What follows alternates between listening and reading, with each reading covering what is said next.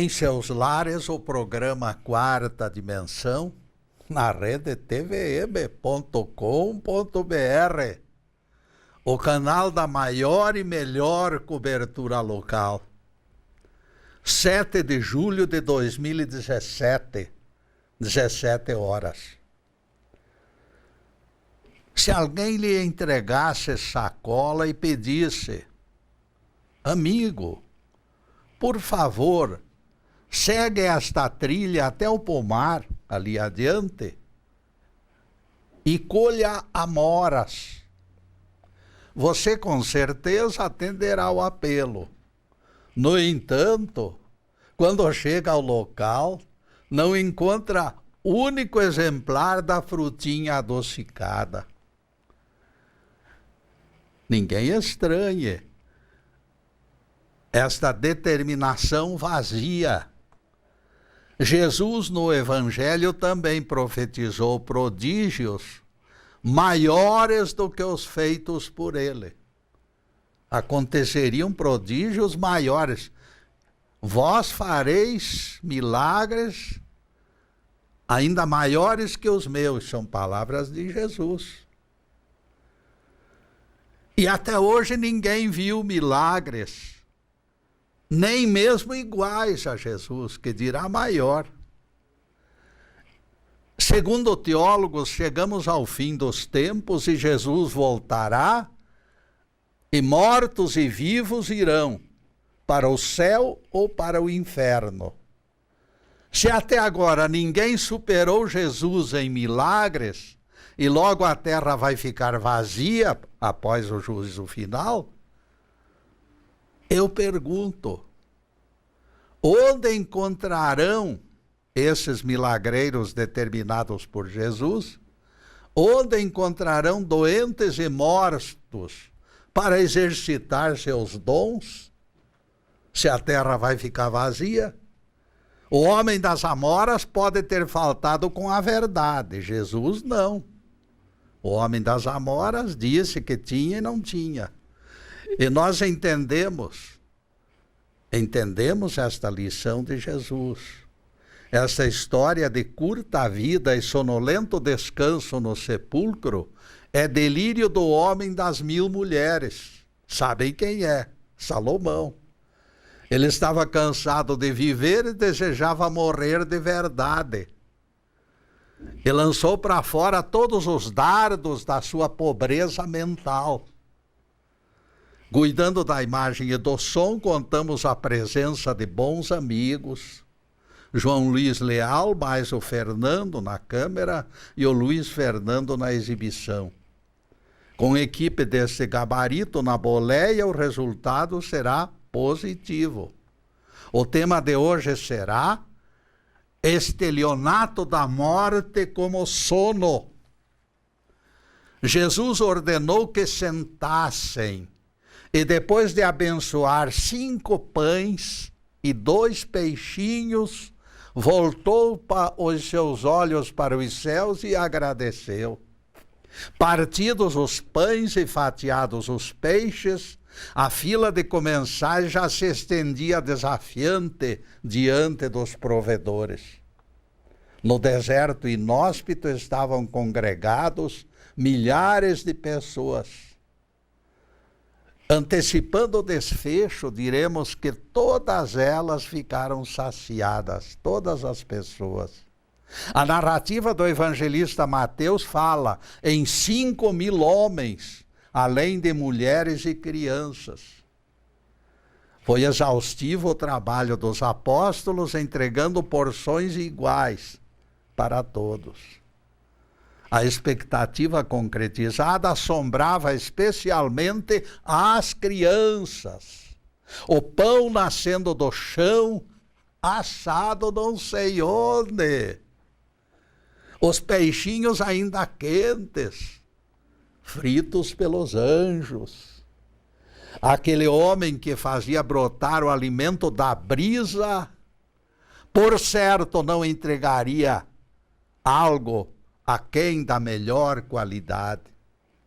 Os pães e peixes distribuídos naquele deserto representaram o que existe de mais saboroso neste e noutros mundos.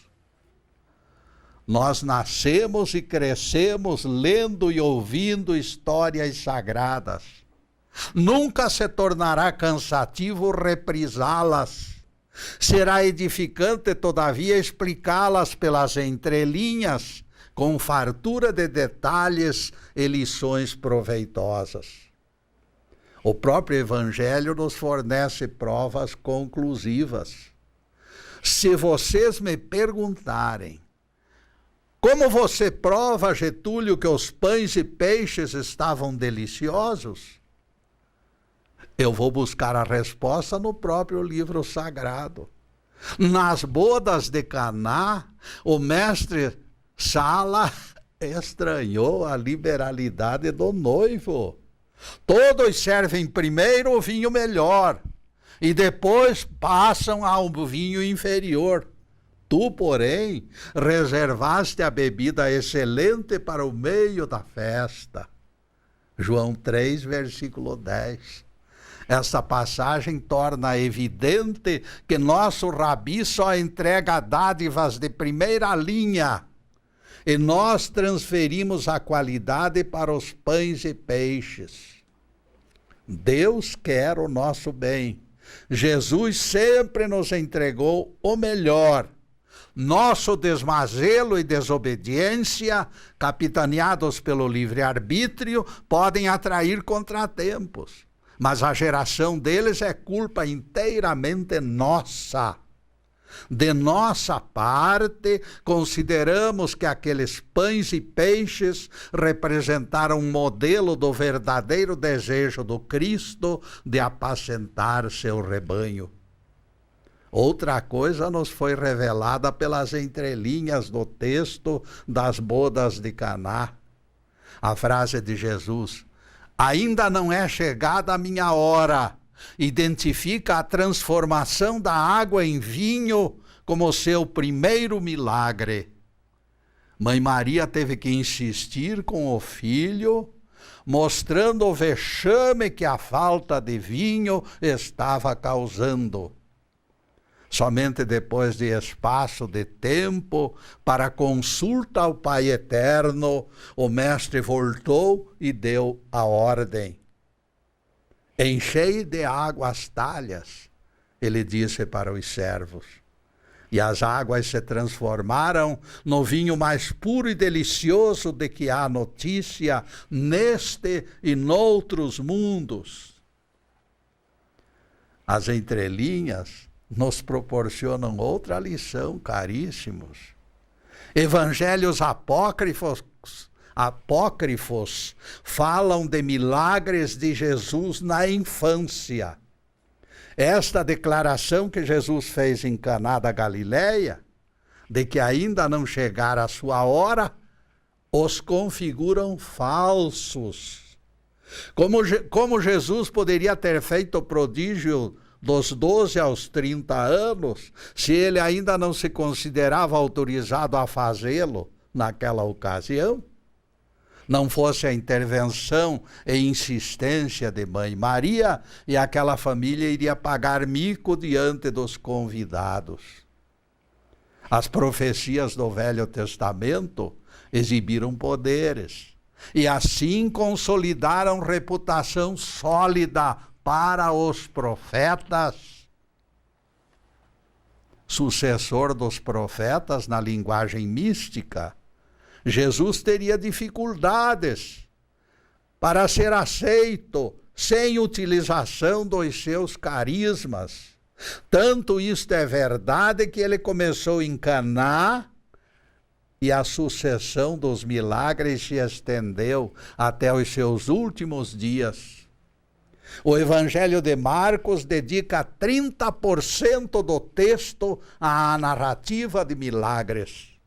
Aliás, em todos os evangelhos se avolumam fatos consagrando Jesus como taumaturgo jamais igualado. Que homem é este que até os ventos e o mar obedecem? Foi exclamação assustada dos apóstolos quando a tempestade foi substituída por enorme calmaria e a segurança foi devolvida ao barco. Até o fariseu Nicodemos confessou rendição, contrariando os humores nitidamente contrários do Sinédrio. Vejam o que Nicodemos disse para Jesus: sabemos que tu és mestre enviado por Deus, pois nenhum homem pode fazer os milagres que tu fazes. João 3, versículo 2. O fariseu Nicodemos disse o que sentia: nenhum homem realizaria tais milagres. No entanto, e aqui atingimos impasse, caríssimos, não podemos ir adiante sem explicação. Nenhum homem pode fazer os milagres que tu fazes, foram palavras de Nicodemos. Jesus se expressa alhures, contrariamente ao fariseu. Escutem as palavras do mestre e vocês poderão analisá-las juntamente comigo. Jesus disse: em verdade vos digo que aquele que crê em mim fará as obras que eu faço e maiores ainda. João 14, versículo 12. Nicodemos afirma que nenhum homem pode fazer o que Jesus fez. E o mestre promete obras iguais e ainda maiores que serão feitas pelos que acreditarem nele. Quem está certo? Jesus inimitável. Ninguém obras maiores do que ele? Explicaremos isto nos próximos blocos, caríssimos. Agora nós vamos fazer uma pequena interrupção em nosso programa para os comerciais do canal. Mas é um instantinho só. Daqui a pouco estaremos de volta. Obrigado.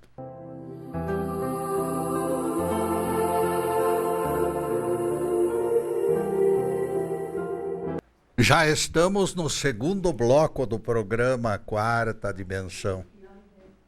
Por gentileza do João Luiz, o nosso site está na telinha e convidamos vocês para visitá-lo. Valerá a pena ocupar alguns minutos do seu tempo. 81 das palestras podem ser acessadas pelo YouTube. Vocês procuram lá Getúlio no YouTube, você clica num dos títulos e depois imediatamente irá assistir uma destas 81 palestras. A restante delas, que são 114 ao todo, você pode então, dentro das fórmulas convencionais aí, que vocês conhecem bem. O YouTube está sendo colocado pelo Zube, a quem agradecemos. Temos aqui o João Luiz, temos o Zube, todo mundo nos ajudando a levar adiante esse trabalho. E voltaremos ao tema estelionato da morte como sono. O imbróglio, aparentemente sem solução, pela minha ótica, é ensinamento precioso de Jesus. Por incrível que pareça, nós serviremos deste aparente enigma para questionar a doutrina da morte, interpretada como sono eterno pelos teólogos. Analisem comigo com dobrada atenção, porque o assunto é sério. 2000 anos depois, e ninguém multiplicou 5 pães e 2 peixes. Ninguém ressuscitou Lázaro, sepultado há 4 dias. Os Lázaros da vida nunca foram retirados da morte. Somente nosso Rabi realizou estes prodígios. E ele disse que os discípulos, que os seguidores fariam isto. Maior ainda, fatos maiores ainda. Fareis obras maiores, coloca o verbo no tempo futuro. Fareis. Analisem sem preconceitos religiosos o futuro enganoso que lhes aponta a teologia das inúmeras igrejas Todas apontam ressurreição da carne e nenhum sofrimento após o juízo final.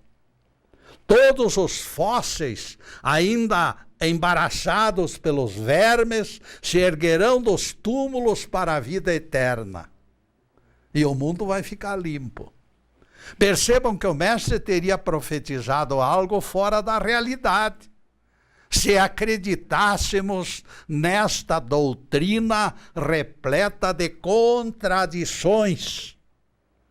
Eles dizem sem o menor pudor que cessará a vida física. A morte física vai cessar. Não haverá interrupção pela morte. Todo mundo vai viver em corpo eternamente. É a coisa mais absurda do mundo. E isto depois da ressurreição. E eu lhes pergunto, se Jesus prometeu que ressuscitariam mortos, onde eles encontrarão Lázaro para erguer do sepulcro? Não vai mais haver morte. Onde os paralíticos, cancerosos, lunáticos, aidéticos, para restituir-lhes a saúde? Se ninguém igualou Jesus nos milagres até hoje, e na expectativa deles o mundo vai ter fim logo, logo, os humanos irão para os céus ou para os infernos. A promessa fica vazia por falta de elementos.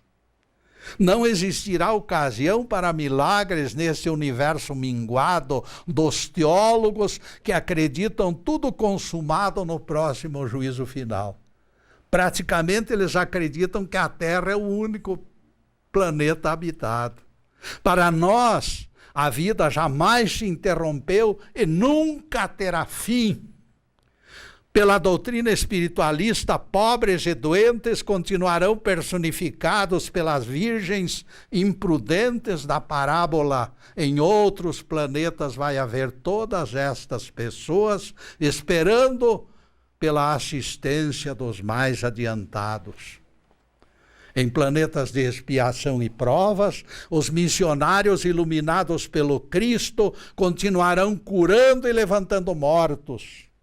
Os denominados salvos continuarão evoluindo, renascendo como peregrinos do sacrifício, voluntários e servidores do Deus Altíssimo. É o que disse Paulo na Epístola aos Efésios. Até que todos cheguem à unidade da fé e do pleno conhecimento do Filho de Deus, na medida da completa estatura do Cristo. Efésios 4, versículo 13. Isto renova o entendimento de que o Espírito não fica santo através de varinha de condão. O tempo de Deus é diferente do tempo dos homens. O crescimento do Espírito é lento, repleto de ciladas e tentações. Aqueles discípulos de Jesus que fugiram dos judeus naquela sexta-feira, até hoje estão perambulando pelos desvãos das estrelas, amando e servindo. Ninguém imagine que eles sejam múmias daqueles corpos que abandonaram, porque aqueles corpos já viraram pó. Eles continuam lutando, podem ter absoluta certeza, caríssimos. Nos mundos espirituais ou reencarnados, eles retomaram tarefas. É Jesus quem afirma que a geração do seu tempo estaria na terra por ocasião do juízo final e da sua segunda vinda. Lucas 21, versículo 32, palavras de Jesus, vejam só. Em verdade vos digo que não passará esta geração sem que todas estas coisas aconteçam. Quantas gerações já se foram?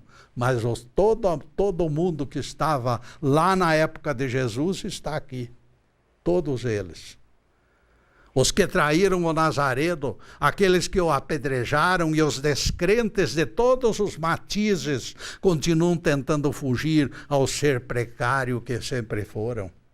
Se eles já tivessem alcançado carisma suficiente para realizar prodígios como Jesus realizou, nosso mundo já os teria reconhecido.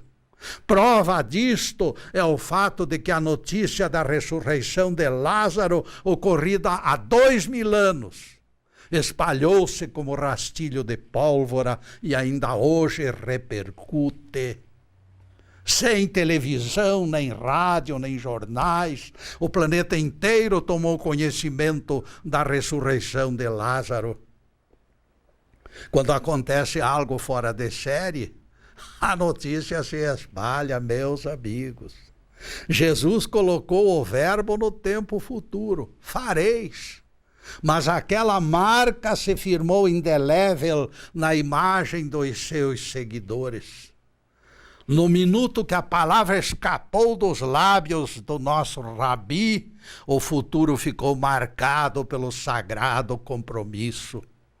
Se ninguém igualou Jesus até hoje, a concretização do seu vaticínio afastará obstáculos, por maiores que os obstáculos sejam.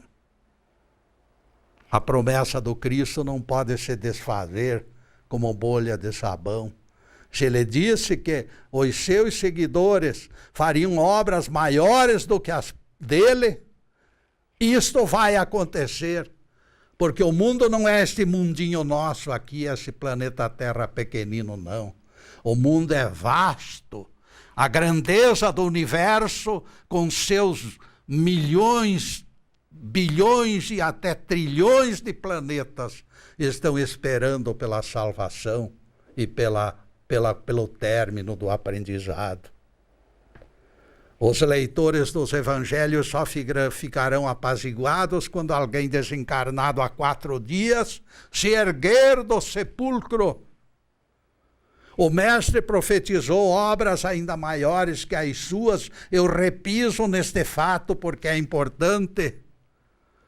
Se perfeição é a falta, é o que falta para que alguém alcance e até supere os prodígios de Jesus, a evolução por inúmeras vidas resolverá o impasse. Os 12 apóstolos e outros que os sucederiam jamais foram imobilizados em cemitérios, isto é, balela. Fareis foi o tempo do verbo no futuro que definiu a profecia. Este tempo futuro do verbo já atravessou 2000 anos. Quando Nicodemos disse que Jesus atingira o máximo em termos de milagres, ele mostrou que só conhecia a limitação nos contemporâneos. Ele não entendeu que era preciso renascer muitas vezes para aprender. O grande mestre profetizou tais milagres futuros pela visão profética do nosso progresso espiritual. E neste progresso espiritual, caríssimos, nós vamos fazer mais uma pequena interrupção em nosso programa para os comerciais do canal, mas é um instantinho só. Daqui a pouco estaremos de volta, é um zais. Já estaremos de volta. Obrigado.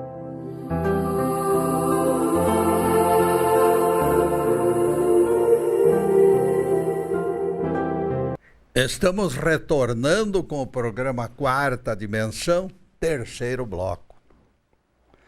Jesus disse aos saduceus: errais, não conhecendo as Escrituras nem o poder de Deus. Quanto à ressurreição dos mortos, não tendes lido o que Deus vos disse? Eu sou o Deus de Abraão, de Isaque e de Jacó. Ora, Deus não é Deus de mortos, e sim de vivos. Palavras de Jesus em Mateus 22, versículos 30 e 31. Se o mestre afirma que Deus não é Deus de mortos, e logo em seguida o aponta como Deus dos patriarcas, torna-se evidente que eles estavam vivos. Eles já haviam morrido, mas os corpos deles morreram. Eles estavam vivos, conforme Jesus diz aqui. Não em corpo, porque não estamos aqui falando de múmias.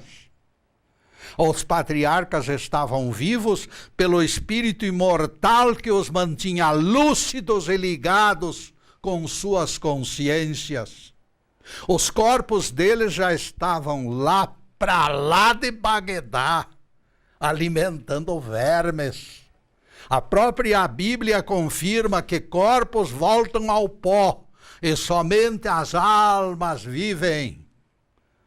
Se Jesus falou que os patriarcas estavam vivos, isto nos leva a concluir que apontava seus espíritos. E depois desse pinguinho de doutrina, a continuação do tema estelionato da morte como sono. Tudo se explica quando admitimos reencarnação e a multiplicidade de moradas da casa do Pai. Água mole em pedra dura, tanto bate até que fura. Não será considerado impossível. Vejam que a graça de Deus disponibiliza o tempo necessário. Se atentarmos para a amplitude da vida eterna, também fruto da misericórdia, as oportunidades aumentam.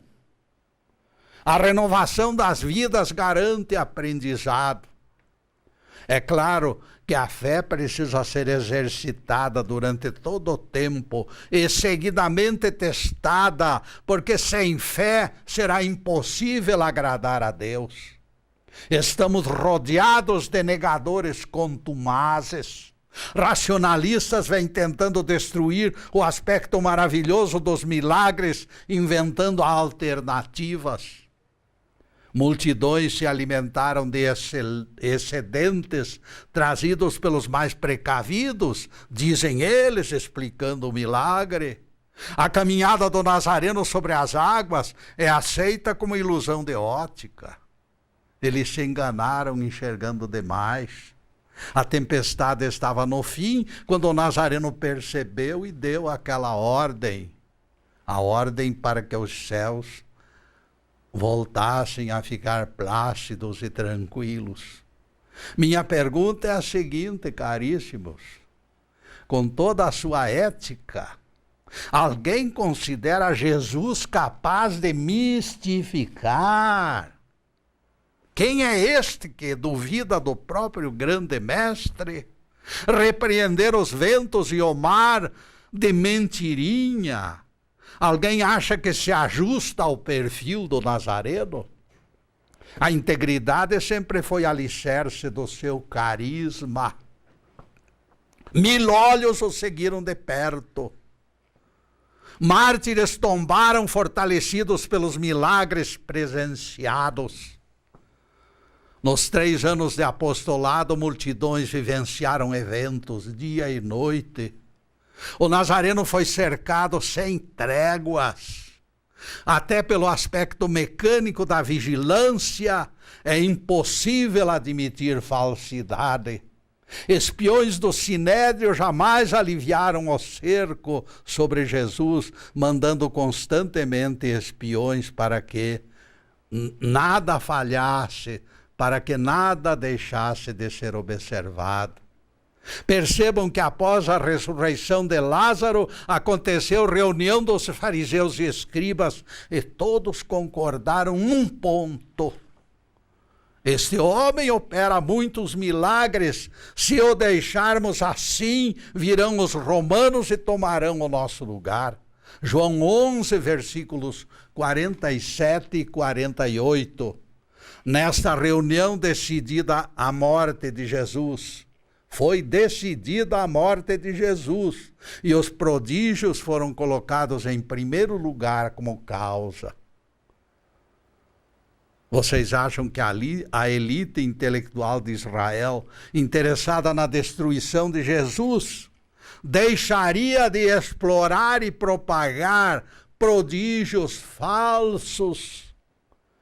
Quando os judeus contemporâneos reconheciam os muitos milagres, achamos impossível que a posteridade consiga desmerecê-los. Aliás, será necessário reconhecermos outro aspecto.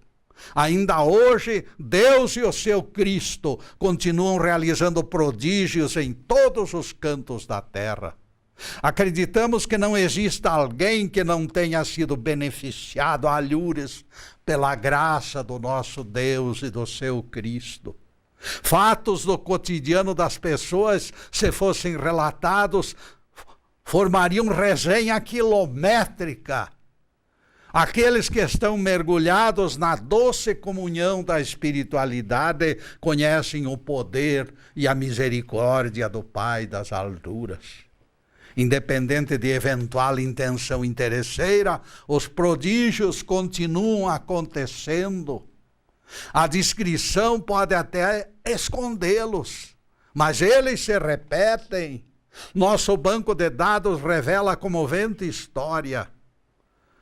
Terry Spirstra estava deprimido depois de um divórcio desgastante. Ele ainda não conseguira se recuperar. Outro problema era o filho Adam, extremamente tímido, que só se sentia bem ao lado do pai. Aquele menino estava se tornando um verdadeiro desastre na vida do pai. Os dois eram ligados por afinidades fora de série. A timidez mórbida do garoto Adam prejudicava seus estudos. Terry era inspetor do departamento de autoestradas lá no Alasca. Para espairecer, pai e filho viajaram para a região montanhosa. Amigo lhe emprestou campo de caça apropriado para o descanso. Os primeiros dias foram extremamente prazerosos. Pescaram no rio gelado. Deram de comer aos cavalos selvagens que deixavam rastros por todo o vale. Este contato com a natureza estreitou ainda mais os laços de amizade entre pai e filho. O ambiente bucólico afastava preocupações e os dois se alimentavam e dormiam satisfeitos. Foi neste remanso de paz que ocorreu o acidente. Terry tentava separar um cavalo doente do resto da manada e avisou Adam, o filho: meu filho, não saia do carro de neve, porque os animais hoje estão inquietos e perigosos. Passados alguns minutos, o garoto julgou que não havia mais perigo e desceu do carro para urinar. Foi quando Terry escutou o grito do filho. O olho direito estava fechado por inchaço, o osso frontal afundara e um filete de sangue escorria pelo rosto. Terry sentiu-se completamente desamparado naquela distância enorme de um socorro médico. Levantou os olhos para o céu e clamou: meu Deus, não permita que Adam morra. Por favor, meu Deus, me ajude. A criança foi afivelada ao corpo do pai e ele deu partida ao carro de neve, subindo a colina sinuosa. O trem de pouso do avião estava enterrado mais de metro na superfície gelada. Terry removeu a neve sem descanso, igual possesso de entidade alucinada. Estava consciente do pouco tempo que restava para salvar a criança. Arrastou o tambor de 200 litros de gasolina e encheu o tanque das asas do avião. O trabalho sem ajuda não era fácil, mas o socorro ao filho se tornara a alavanca que dobrava suas energias. Vamos interromper esta história por um instantinho só para os comerciais do canal, mas é um zais. Daqui a pouco estaremos de volta. Obrigado.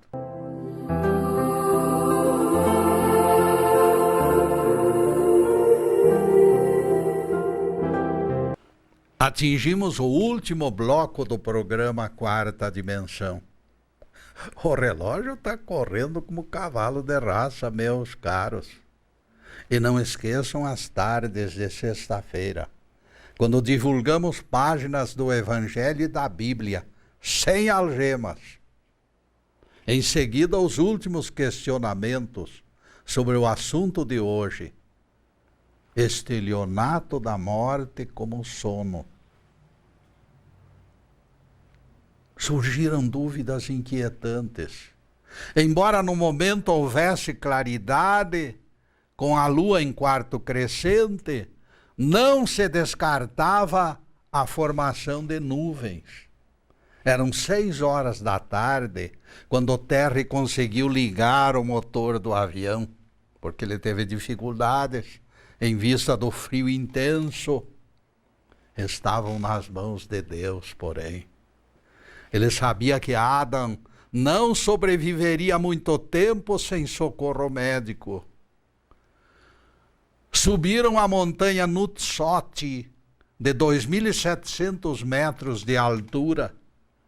Pelo rádio, Terry colocou a boca no mundo. Tenho criança de 7 anos com grave ferimento no crânio. O pai, desesperado, conseguiu chegar ao Delta e o problema foi aliviado pela participação de outras pessoas que esperavam o acidentado. Terry pousou e os cintos que protegeram o menino foram desatados agora por mãos profissionais. 14 horas depois do acidente, o neurocirurgião John Maxwell iniciou o procedimento para reposicionar 7 fragmentos de ossos. Terá acontecido lesão cerebral? Perguntou Terry, aflito. Somente depois da terapia intensiva será possível responder, explicou o doutor Maxwell. Algo eu posso adiantar, porém. Você que é pai, escute bem.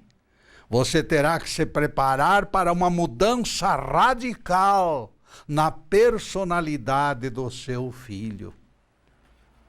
Aquilo caiu como bomba. Caiu dentro do coração do pai aflito. Terry foi tomado de enorme aflição quando escutou essas palavras do médico.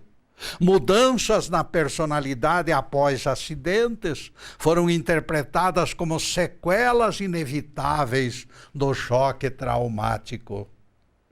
O médico certamente o prevenira depois de criteriosa constatação que não permitia diagnóstico diferente.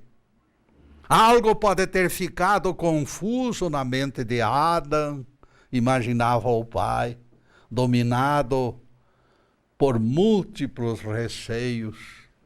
Era inevitável quadro que se desenhava nas cogitações pessimistas do pai desorientado.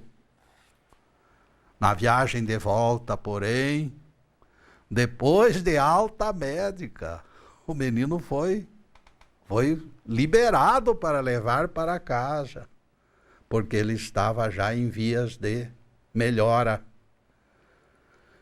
Mas nesta viagem de volta, houve uma surpreendente constatação que devolveu confiança ao progenitor apreensivo.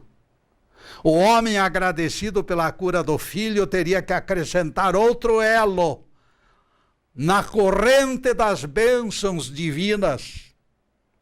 Escutou com alegria o pedido de que o menino lhe fez, um pedido que marcou profundamente aquele momento que podemos chamar sagrado.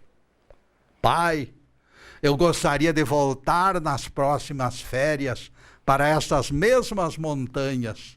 Eu quero pescar.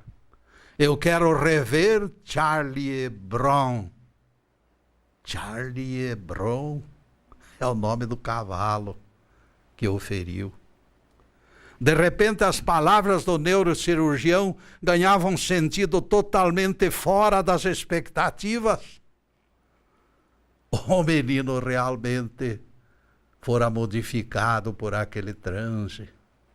A personalidade de Adão mudara sim, mas mudara pelo seu lado positivo, vitorioso, recompensador, cheio das graças divinas. Definia-se dobrado o milagre do Pai Celestial. Além de lhe ser devolvido o filho vivo, Deus ainda o libertara da timidez e do medo. Adão agora revelava decisão e coragem como jamais acontecera. A insegurança passada foi varrida por uma vassoura mágica. O garoto terá sua personalidade mudada, dissera o Dr. Maxwell. E realmente mudou para melhor. Ao contrário das suas expectativas pessimistas, porém, a modificação se convertera num segundo milagre. Charlie Brown era o nome do cavalo causador da agressão, e ele deveria estar odiando aquele cavalo, mas não estava. A quase tragédia servira também para reverter toda aquela expectativa mórbida. Ele perdera o medo, o garoto se tornara outro, e com a fraqueza destruída desaparecera também qualquer ressentimento pelo animal agressor.